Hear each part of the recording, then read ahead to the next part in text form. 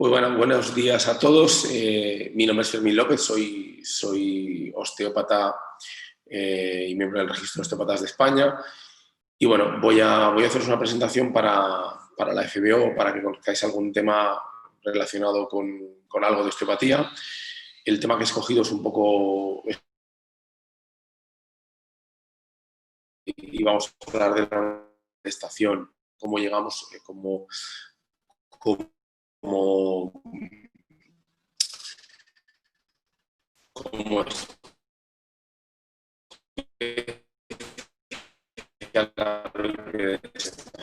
sabemos que venimos de anteriores a nosotros. El código genético es de un 1,2% que nos diferencia de chimpancés y bonobos,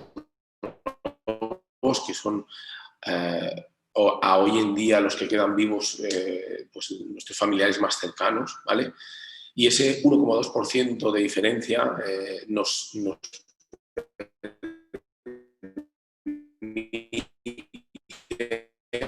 sobre todo de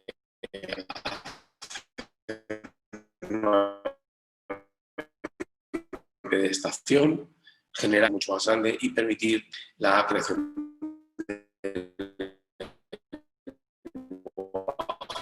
¿vale? En todo esto va a estar muy implicado un proceso que vamos a visitar, vamos a resumir un poco brevemente la charla de hoy.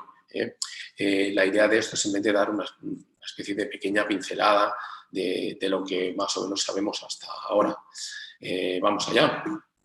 ¿Y por qué no me deja? Aquí está. Esta es una foto de Dian Fossey. Dian Fossey fue una de las grandes primatas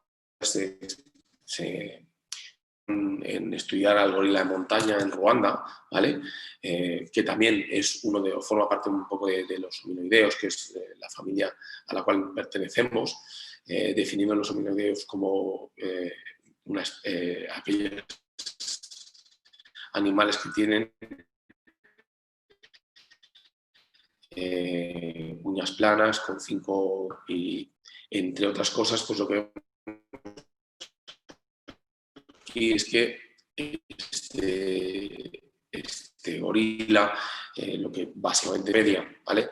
Si miramos un poco las diferencias entre un cráneo de un humano, la musculatura paravertebral,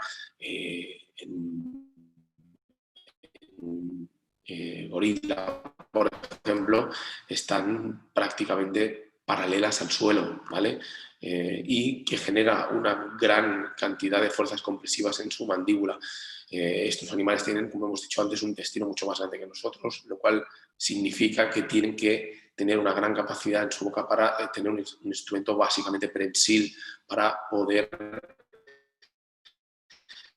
masticar una gran cantidad de alimentos. Y tienen muy poco espacio, o albergan un espacio más pequeño en su cráneo para un encéfalo más pequeño que el nuestro. En todo este proceso evolutivo, al final llegamos a la especie humana, donde vemos que su musculatura paravertebral está perpendicular al suelo, porque nos hemos puesto de pie, y que la cara ha reculado. Tenemos un órgano que deja de ser prensil para acontecer un órgano más fonador. A la misma vez, lo que tenemos es un mayor espacio en nuestro cráneo para albergar un encéfalo más grande, como hemos dicho antes, ¿vale? Todo este proceso evolutivo se da a través de 3 cosas. Una, como hemos dicho, intestino más corto. 2, recule de la cara. 3, aumento de la cavidad craneal para el encéfalo. Se da todo esto alrededor, existe de alguna manera y que se fusiona durante el proceso fetal, ¿vale? Pero lo que sí que nos damos cuenta es que evolutivamente ese punto permitiendo, pues eso, un encéfalo más grande. Cabe recordar que esta sincondrosis interesfenoidal está justo en medio de la silla turca esfenoidal, lo cual va a provocar básicamente que la hipófisis, que está justo encima de esta sincondrosis, sufra lo menos posible en este proceso de quiebro de la base del cráneo, sobre todo en los primeros años de vida, como veremos ahora. Si miramos en un feto, John Parsons nos dice que la curva fetal más importante es una curva primaria, que sería la curva torácica o curva intrauterina. El bebé está replegado en posición fetal en el vientre de la madre. La curva está marcada por la tensión muscular del psoas ilíaco como músculo mayor que provoca esta gran cifosis, ¿vale? Previamente, posteriormente, una vez que el niño ha nacido, lo primero que va a desarrollar es lo que nosotros denominamos la primera curva secundaria. El niño empieza a retar y poco a poco empieza a conseguir fuerza para levantar la cabeza, de manera que se va creando esta lordosis cervical, que va a ser el primer estímulo que va a hacer que la base del cráneo del bebé, que todavía es un poco horizontal, se vaya quebrando todavía a través de esta pulsión que genera en la psicondrosis interesfenoidal. El niño lo que hace en estos primeros meses de vida básicamente es levantar la cabeza para buscar los enchufes que luego va a tocar para ir a meter los dedos. Esto lo sabemos todos, ¿eh? Si vemos un poco la diferencia entre un cráneo de un bebé y un cráneo de un humano adulto, hay dos cosas. Uno, una adaptación morfológica, el hecho de masticar y de deglutir, sobre todo en este caso, y es muy importante deglutir a través del pecho de la madre, porque va a estimular el pezón de la madre cada vez que el bebé deglute la parte posterior del paladar y va a favorecer también ese quiebro de la base del cráneo, ¿vale? Vemos que la cara en un bebé es mucho más estrecha o pequeña, y que el niño, a través de los procesos de respiración y de deglución, poco a poco genera dos cosas. Una, los senos frontales y nasales, que van a ayudar a humidificar el aire, y van a ser la primera barrera inmunológica para el aire, pero también van a ayudar a crear las láminas fibosas del etmoides y a ventilar o a actuar como ventilador de mi lóbulo frontal, del córtex prefrontal, y esto va a ser también muy importante después en tanto en cuanto al comportamiento. Y dos, poco a poco la lordosis cervical genera las apófisis mastoides, de las cuales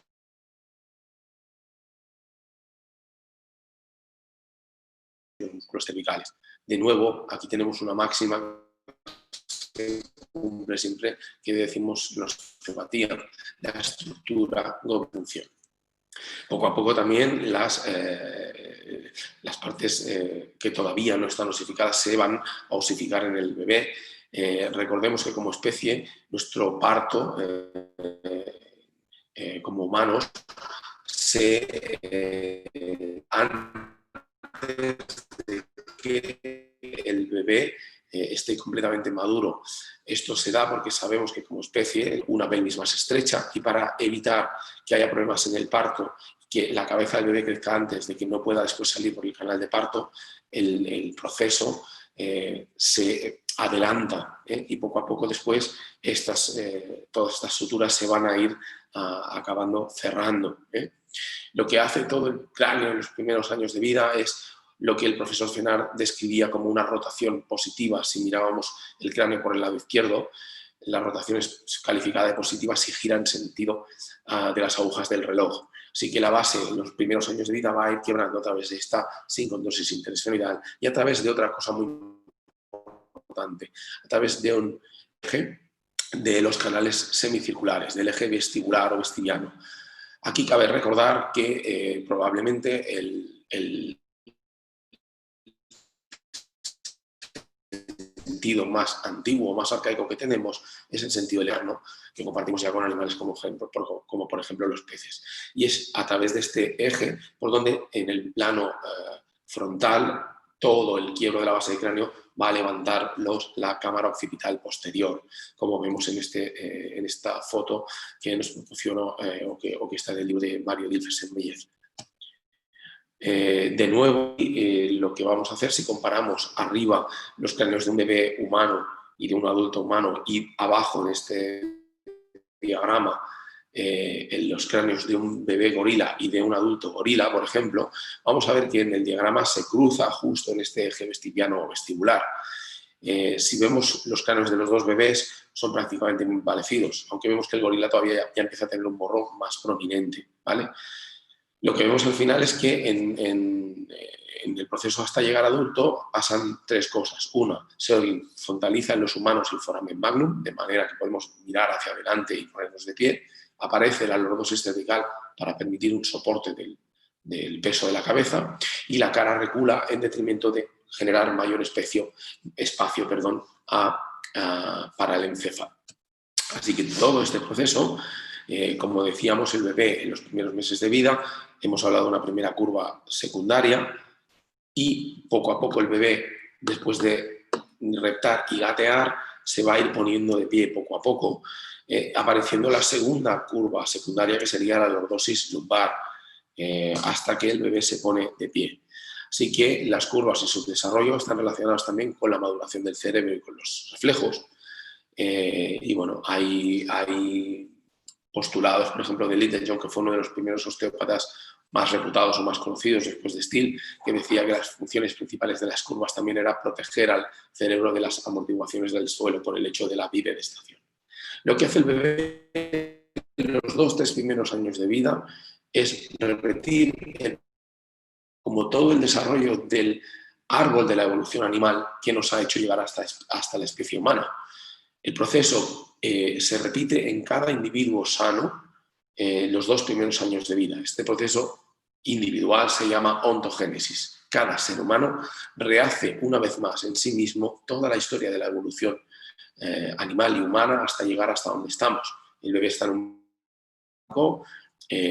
como un feto, cuando está dentro del vientre de la madre. Al principio empieza a reptar, poco a poco se va a poner a 4 patas como un mamífero no evolucionado, hasta que se acaba yendo y poniéndose de pie. Así que no somos tan diferentes o tan distintos. Recordemos también que hay capas germinativas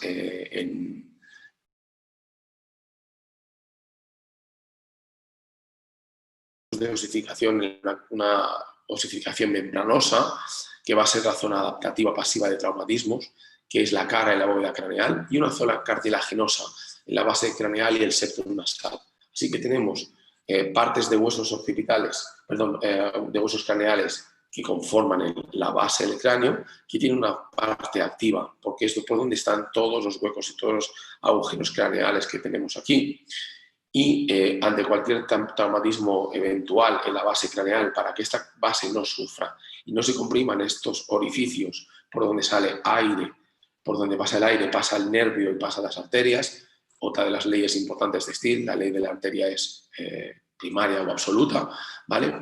Para evitar un traumatismo importante, por ejemplo, en un parto o un accidente de coche, un whiplash, una caída fuerte, un golpe fuerte, todas esas fuerzas, esa parte cartilaginosa está adaptada para pasar las fuerzas a la parte membranosa, que es la bóveda, y la cara, que es adaptativa. Recordemos que la cara, por ejemplo, los huesos malares tienen una gran similitud a los parachoques de un coche, para lo que hacen es, sobre todo, amortiguar un traumatismo eventual en la cara y pasarlo a las zonas adaptativas de la bóveda craneal. En una pieza esquelética también hay 2 procesos. Un proceso que es fundamental. No podemos nosotros cambiar la genética porque está de alguna manera integrada en aquello que hemos heredado, y un proceso morfogenético o secundario que tiene que ver con el entorno, los traumatismos que esa persona pueda tener a lo largo de su vida, las adaptaciones, el trabajo al que se dedique, ortodoncias o eventuales cambios de este tipo. Estos 2 cambios van a influir en el crecimiento y en la adaptación de la persona, ¿vale? Y también en el proceso morfogenético tendremos un proceso endocraneal que tiene que ver con el crecimiento propio del encéfalo y el globo ocular, y un crecimiento exocraneal que va a tener más implicada a la postura y a las funciones que tengamos a nivel orofacial. Recordemos que en la cara están los 5 sentidos del cuerpo, y que la postura va a hacer todo lo posible para adaptar todo aquello que existe en la cara, no solo la vista, sino la motilidad ocular, que está muy ligada a las cervicales a nivel neurológico, no solo el oído, sino, como hemos hablado antes, el proceso de equilibrio, que también está muy ligado a nivel neurológico con las cervicales altas, no solo el gusto, sino la masticación y la deglución, que van a permitir o van a hacer cambios en la columna cervical para permitir siempre que el espacio orofaringeo se mantenga, y en ese aspecto también la respiración y la ventilación. Recordemos que, como hemos dicho, en la cara va a ser un sistema amortiguador, una zona adaptativa pasiva. No así el septum nasal, que es la parte central de la cara a la cual pertenecen este septum, la lámina perpendicular del etmoides, el vómer, el esfenoides hasta la porción vertical del ala mayor y el cartílago del tabique nasal. Todo esto genera también que las membranas de tensión recíproca o las membranas durales que entran dentro del cerebro prolongan la acción de la musculatura cervical ante un traumatismo. Las membranas de tensión recíproca se parecen, por ejemplo, al chasis de un buggy para amortiguar todas las presiones y compresiones. Y recordemos que todo esto sirve para proteger y adaptar al feto ante la primera lesión posible que puede ser el parto. Como nosotros como osteópatas lo que podemos hacer sobre todo es adaptar y cambiar los procesos morfogenéticos porque evidentemente no podemos cambiar la genética o podemos ayudarla a mejorar su adaptación, pero no podemos cambiar ese proceso genético. Recordemos también que tenemos un espacio orofaringeo que se va a mantener virtualmente constante, lo tenemos justo en el centro de la base del cráneo, permite el paso de aire y de alimentos y el cuerpo va a adaptarse todo lo posible para mantener este espacio y permitir que el aire y el paso de alimentos no se vea alterado. Así que, como resumen, tenemos todas las funciones orofaciales en la cara anterior del cráneo, la zona esfenoidal, que recula y que se ve frenada por el plano palatino. Esto hace que en la mitad de la silla turca, en la sincondrosis interesfenoidal, se eleve y aparezca el ángulo esfenoidal y atrás haya una adaptación sobre la postura a través de la sincondrosis esfenovasolar y el descenso de la parte posterior del esfenoides y de la cámara occipital. Recordemos que todas las funciones orofaciales van a tener una inserción anatómica en la base craneal, por ejemplo la faringe que se inserta en el tubérculo faríngeo justo delante del foramen magnum y que va a permitir adaptaciones. Recordad que todas las degluciones y toda la parte donde estamos deglutiendo, la cara dorsal o la cara posterior de la lengua va a estar constantemente dando informaciones no solo a la faringe, sino que van a provocar un micromovimiento de las cervicales altas, en este caso de C2, y que aquí el ioides va a ser un testigo de este equilibrio. El ioides que a la misma vez que el bebé quiebra su base del cráneo en los primeros 2 años de vida, va a descender y va a pasar de estar a la altura de C0, C1, C2, a cuando somos adultos permitir o descender hacia C3, C4. Esto es muy importante porque aquí está íntimamente ligado con la función de fonar o de generar lenguaje. Hay 2 partes, una es la parte encefálica, el área de Broca y el gen FOXP2 que nos permite desarrollar el habla, y otra es la capacidad de desarrollar este habla para la cual necesitamos la estructura, y el hueso el hueso ioides a la altura de C2 es el que permite tener una movilidad de la lengua para permitir emitir sonidos que generen ese lenguaje. Recordemos que todo el macizo facial, la cara y el neurocráneo protege el neurocráneo y ofrece resistencia a los traumatismos, y que las aponeosis cervicales, como he dicho antes, prolongan la acción de los músculos cervicales dentro de este cráneo. Todo esto, este quiebro de la base craneal, se va a dar alrededor de la hipófisis, ¿vale? ¿Por qué? Porque lo que intentamos es que todo se quiebre alrededor de un punto neutro, pero que el centro de este punto no se vea alterado. La función de relación, que es la parte íntima más importante de la función de relación, es la hipófisis. Es a donde se llegan todas las informaciones intero- y exteroceptivas del cuerpo, también propioceptivas, y a través de las cuales se generan respuestas que van a ir luego al resto del sistema del cuerpo, ¿vale? Recordad también que durante el proceso fetal, a través de esta sincondrosis interesfenoidal, se genera la hipófisis a través de 2 partes. Una que tiene un origen endocraneal más antiguo y una que tiene una parte extracraneal más nueva, la neurohipófisis y la adenohipófisis, con funciones diferentes. Y que también la parte endocraneal, la parte cerebral, se crea a nivel encefálico y a nivel de los lóbulos a través de este punto que es la hipófisis, ¿vale? Así que la hipófisis nunca debe alterarse, con lo cual todo se mueve alrededor de la hipófisis, pero no la alteramos, ¿vale? Y recordemos también las funciones de esta hipófisis. Tienen funciones hormonales diferentes. La adenohipófisis tiene que ver con la hormona del crecimiento, la hormona folículo estimulante, la CTH, la prolactina y también la función tiroidea, y la neurohipófisis más antigua, que va a tener con el control de la tensión arterial y con la oxitocina.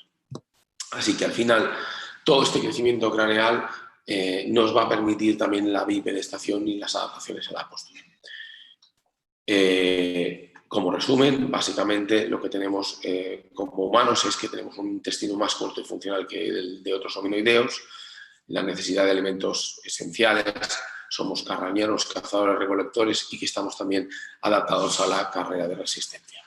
Esto es todo, espero que os haya sido de interés y espero veros por la escuela pronto, ¿de acuerdo? Gracias por todo, un saludo.